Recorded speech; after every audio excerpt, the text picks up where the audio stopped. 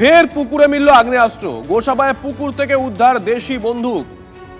ফের পুকুরে মিলল আগ্নেয়াস্ত্র। গোসাবায় পুকুর থেকে উদ্ধার দেশি বন্দুক। আপনাদেরকে ছবি দেখাচ্ছি আমরা। গোসাবার বেলতলি এলাকার ঘটনা।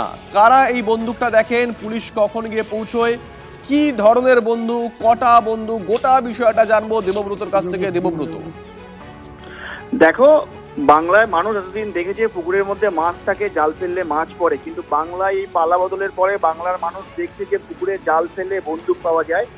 কয়েকদিন আগে আমরা দেখেছি সন্দেশখালীতে হলো, বাসন্তীতে হলো, এবার আমরা দেখলাম গোসাবাতে।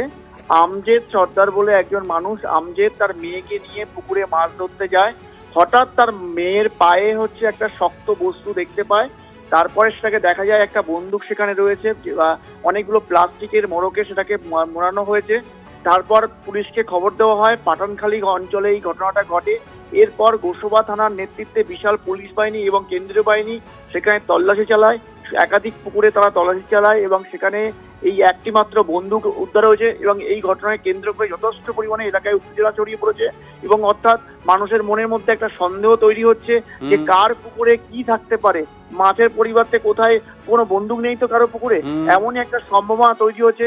আরো একটা বিষয়, এই পুলিশ কোন পুলিশ? এই পুলিশ কি নতুন বাংলায় আবির্ভাব হয়েছে? একদমই নয়। এই পুলিশ সেই পুলিশ যেটা 15 বছর আগে ছিল এবং বর্তমানে আছে।